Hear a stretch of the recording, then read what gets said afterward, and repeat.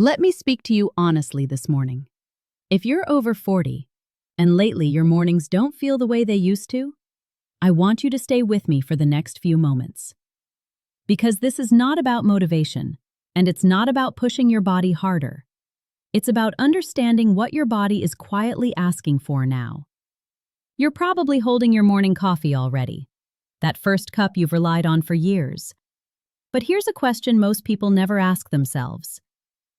Is that coffee actually helping your body? Or just waking your brain while everything else struggles to keep up? I'm Dr. Sarah Collins, and I work with adults who've lived enough life to know that aging isn't weakness, but ignoring change can be costly. After 40, the body doesn't break suddenly. It slows quietly.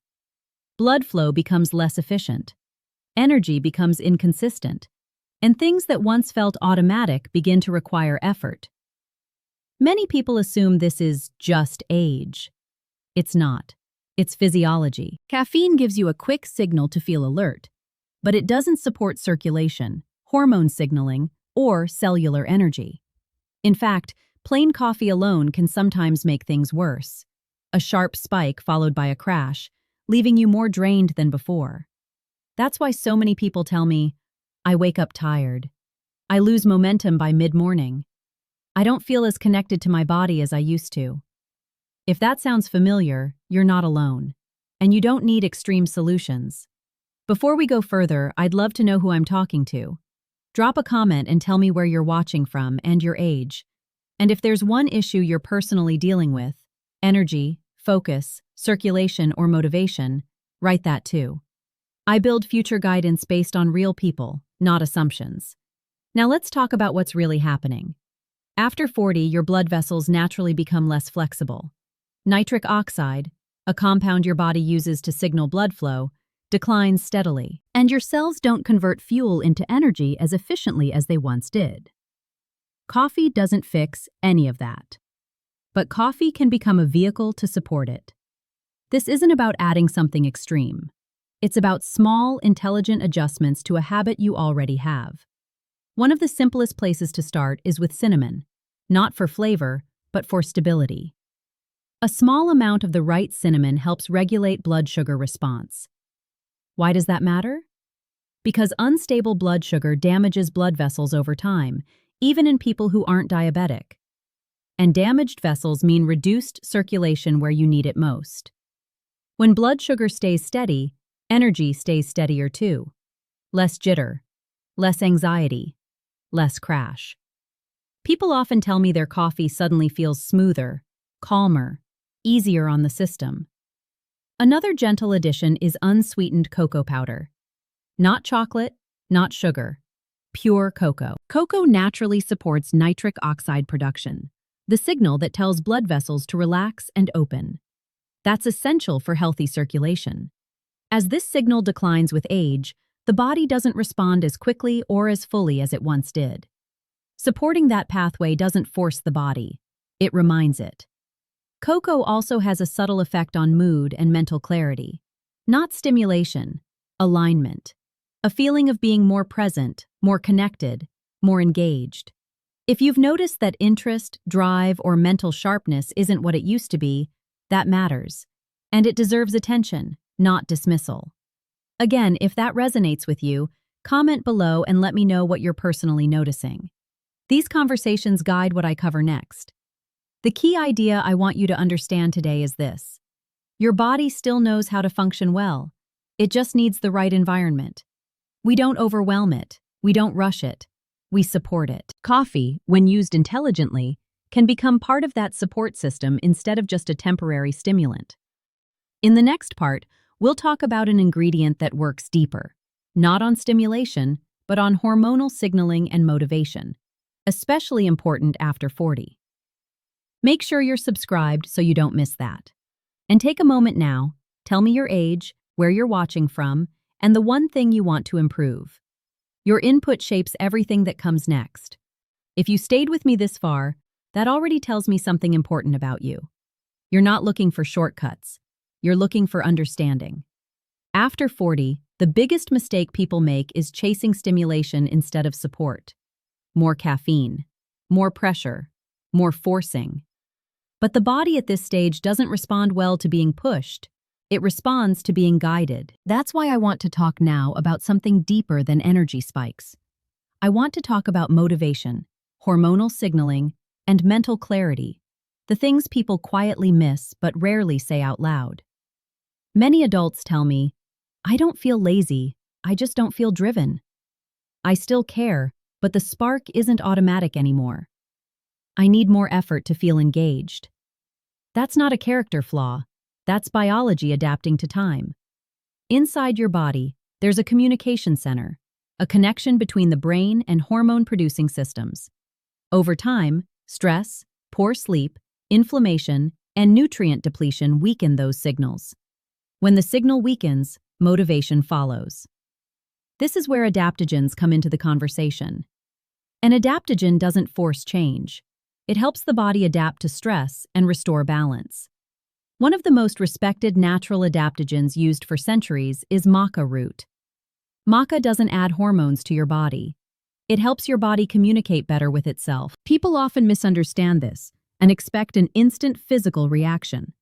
That's not how it works. The first changes people usually notice are internal: clearer thinking, steadier mood, and a subtle return of interest in life. I once heard a man in his early 50s describe it perfectly. He said, "It wasn't like flipping a switch, it felt like the fog lifted." That fog, mental heaviness, emotional flatness, lack of motivation, is extremely common after 40. And it often goes unaddressed because it doesn't show up on basic tests.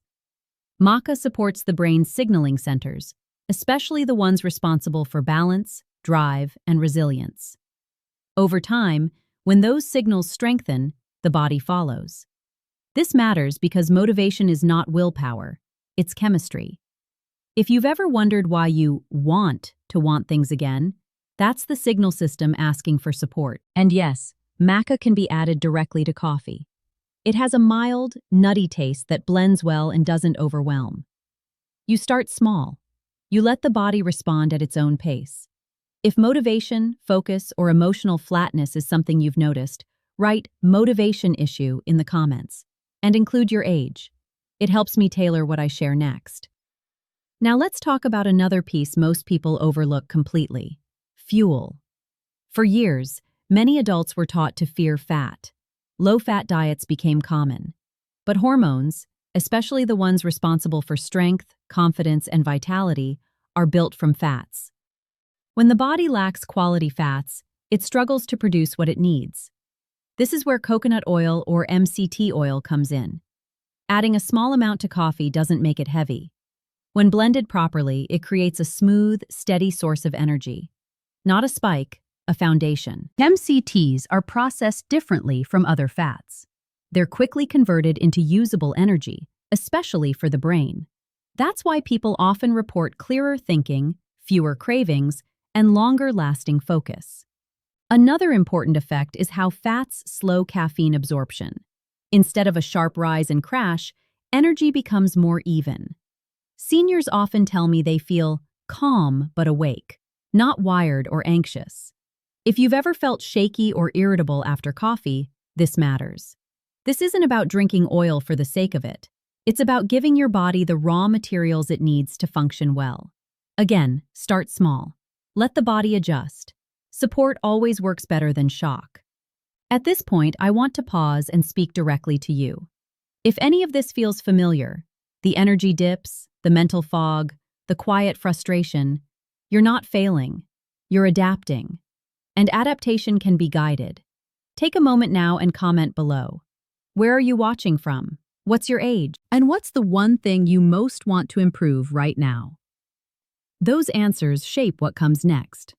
In the final part, we'll talk about circulation at the deepest level, inflammation, blood flow, and a powerful root that has been used across cultures to support vitality and strength. Make sure you're subscribed so you don't miss it. And remember, aging is not decline. It's a transition. And transitions deserve care. If you've made it to this point, I want to acknowledge something. You're paying attention to your body. And that matters more than most people realize. In the earlier parts, We talked about stability, motivation, and fuel. Now we're going to talk about the foundation that supports everything else: circulation and inflammation. After 40, circulation doesn't disappear. It becomes less responsive. Blood vessels don't open as easily. Tissues don't receive signals as quickly. And recovery takes longer. This is not sudden failure. It's gradual resistance. Most people never address this directly. They chase symptoms instead. But the body has always responded well to one thing: warmth, movement, and flow. That's why one of the most overlooked, powerful additions to a daily routine is ginger. Ginger isn't aggressive. It doesn't force the body. It gently encourages circulation. Inside ginger are compounds that help blood vessels relax and reduce low-grade inflammation. Inflammation is important to understand. It's not pain. It's resistance. It's the reason signals move slower. When inflammation decreases, circulation improves. When circulation improves, the body feels more alive. People often describe this as feeling warmer, lighter, or more responsive. Not overstimulated, just more awake in their body. Ginger also supports hormone signaling indirectly, not by adding anything artificial, but by protecting the systems that already exist.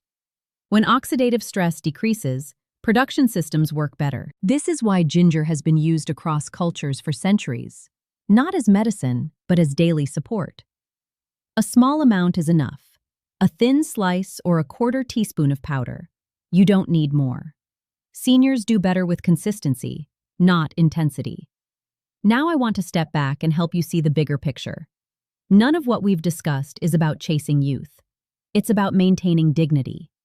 Energy allows you to show up. Circulation allows you to feel connected. Mental clarity allows you to stay engaged. When these fade, people don't just lose function, they lose confidence. And confidence affects relationships, decisions, and quality of life. That's why these small daily adjustments matter so much. Coffee, when used thoughtfully, becomes more than a habit. It becomes a daily signal to your body that you're paying attention. You don't need to add everything at once. In fact, you shouldn't. Start simple.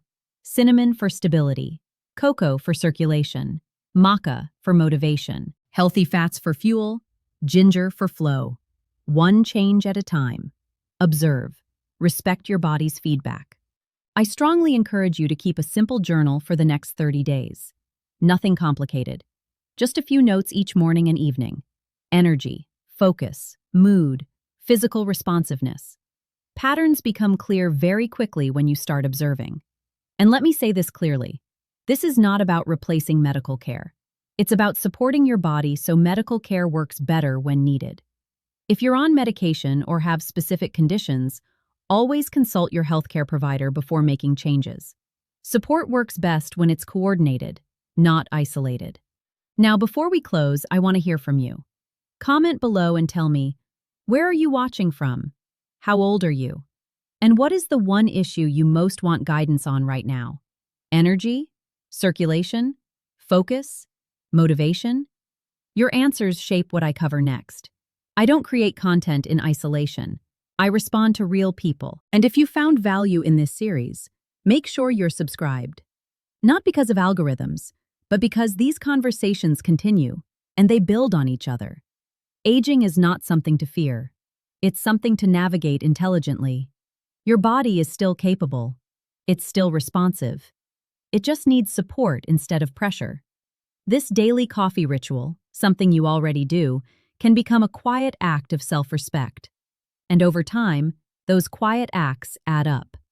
I'm Dr. Sarah Collins, and I'll see you in the next conversation.